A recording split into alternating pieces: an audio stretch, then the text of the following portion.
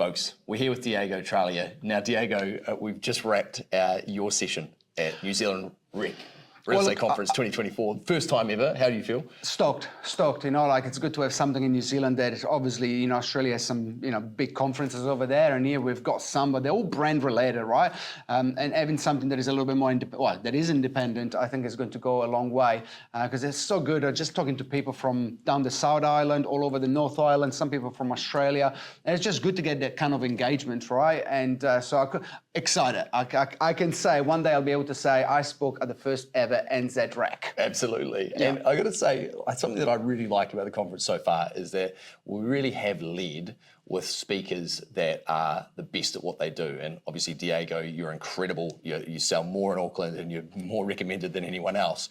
And the content so far has been very, what's the right word? I think it's been generous in the detail, and I love the way that you kind of talked about, it's not necessarily new content, but you share it in some novel ways, like voicemails at bulk, you know, text messages at bulk, you know, very personalized emails at bulk. I think that's a really important thing because salespeople, of course, had a bit of a glass ceiling of capacity. So what happened for you? Did you ever hit a ceiling? How have you done that? The ceilings are scalable because I can raise the ceiling, and then you can, you know, you have more capacity to actually do more. For me, it's always been adaptation, and you know, I do something, I fail at it, or not able to do it in a certain way, so I find an alternative or a different way to do it, right? So I am not the smartest person in the world, but I navigate my way around that. If there is an objection and I want to do better of that particular thing, what technologies are out there? Who are the people that are active in this space that maybe I can talk to? And I've been very proactive over the years and just go and say, hey, look, I want to do this. I want to achieve this in my business. Is there something that you consider doing? And we connect. That was exactly that, you know, the text messaging. So, you know, I never take the credit, but if you don't know what is a pain point, how do you know that you want to fix the pain point? So I'm like, well, I know what my pain point is. So let's go and try to figure out a way to overcome them.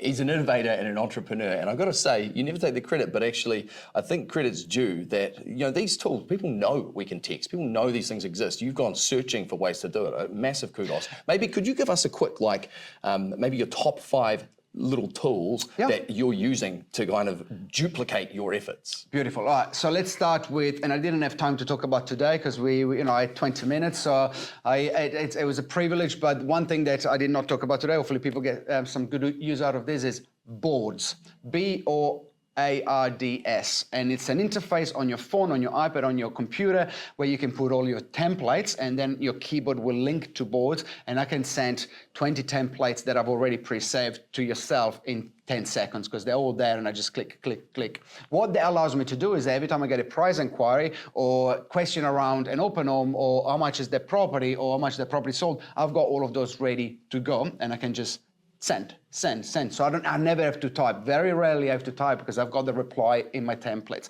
So boards, go and download that one. Now, the second one, it's something that most people, I think, they're using. But if you're not very familiar with DocuSign, Flickr, or Adobe Sign, I'll tell you what, you're becoming a dinosaur, because the days that you are, and I'm sorry if you don't like to use them. Well, we all figured out how to use them in COVID, and then I feel like half the industry probably forgot. But the thing is this, like COVID, we were forced to use them. And since then, I've not done a face-to-face negotiation. I do them every now and then for certain people because maybe they don't have technology, or maybe they require me going to have a look at them. But most vendors, most buyers, I'm very happy to actually do it digitally. So that is something I use on a daily basis. Now, Connect, text messaging, amazing. What I was talking about before, try call, that's the voicemail that goes out to everyone.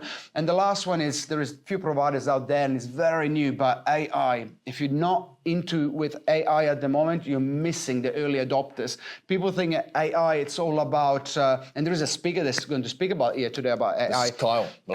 Yeah, but people think that it's about replacing you. No, my AI assistant, Lucy, she works with me, and she nurtures my database. And my database, I'm not going to share it with anyone else because it's my database. Lucy is not going to steal my contact, and she's going to look after them and ask the right type of question to then pass me on a lead. So you see, it's about working smarter. Yeah, this is remarkable. If you are not using these tools, Diego is giving you the steerage on this.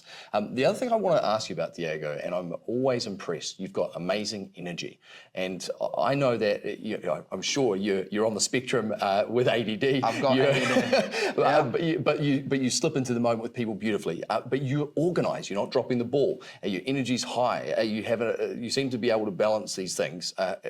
What are some tips, or perhaps even things where maybe, because you said before about how things don't always go the way you want them to, but you learn. What have you learned? What advice would you give to somebody who perhaps is struggling to be organised and to manage everything?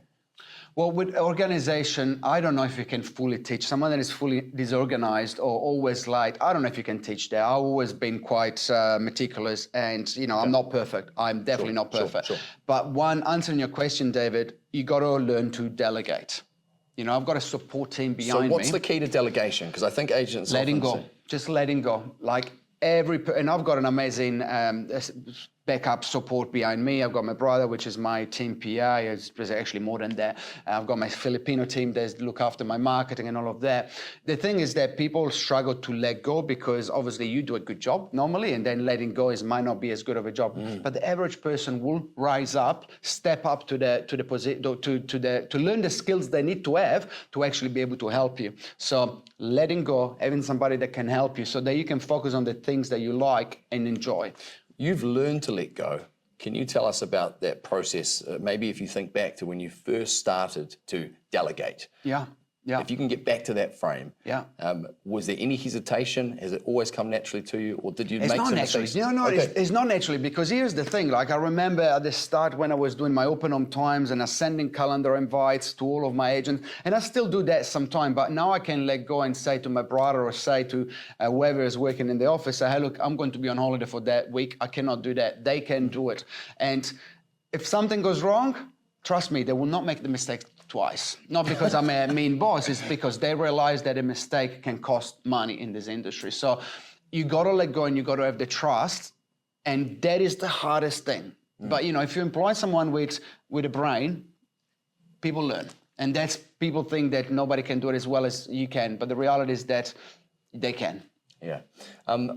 Time of recording this, we're sitting here in what is still a market heavily swung in the dynamics in favour of the buyer. Agents can find that hard. Maybe they're confident in their appraisal and then they're struggling to get it. Maybe the market's lowered since they've taken all of these factors here do mean that we're on the side that we're facing headwinds. How do you manage your energy and the conversations with people? Sympathy, empathy, and understanding that we've Could you give me some dialogue? Like if I've got a property in the market, and maybe firstly some reassurance to me, like what do I need to make sure that I'm not stuffing it up as an agent? And then what could I or should I say if I've got an owner who's still sitting too high in the market? One of the biggest challenges now is that with the market dropping almost 30% in Auckland, depending on the location, there is a lot of people in the market that are struggling. They're not selling because they want to upsize. They're selling because they bought a property 2% interest rate. They bought an investment property 2% interest rate, and now they cannot afford both of them. So sympathy goes a long way. And words that I use, and I just genuinely mean them. It's like, David, look, this is not going to make you make it sound better for you, make you feel better, but you're not alone. There is a lot of people like yourself, and there's a lot of people that are hurting, so I understand where you're coming from. Now, I'm going to give you my most honest advice. I'm going to do my absolute best. At this stage, it looks like it's not a question of how much if you're going to be losing money, but it's more around how much you potentially could lose, because after my fees and everything else, and you bought it obviously at the top of the market, there is a potential loss there. So my job is to minimize that. In an ideal world, no loss would be a true success, but looking at the comparables, we are not there. So I'm going to do my best for you, and I will respect your decision. If you then decide that you want to keep it, I will respect your decision 100%. Then we can help you with a rental appraisal, see if we can get you a little bit better rent and all of that. Now, the reality is this. You're talking to someone that wants to talk to you with you because they're in need. But if you go in and be the classic agent that says, promise the world, and then beats them down for the next 3 to 4 weeks, your reputation is not going to be the best reputation that you want against you.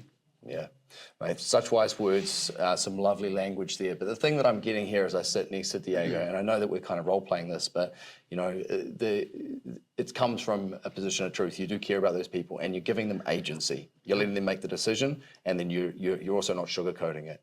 I love the way you approach it. It's been so amazing to have you here at the first ever New Zealand Real Estate Conference. I cannot wait for next year. Thank you. I appreciate it.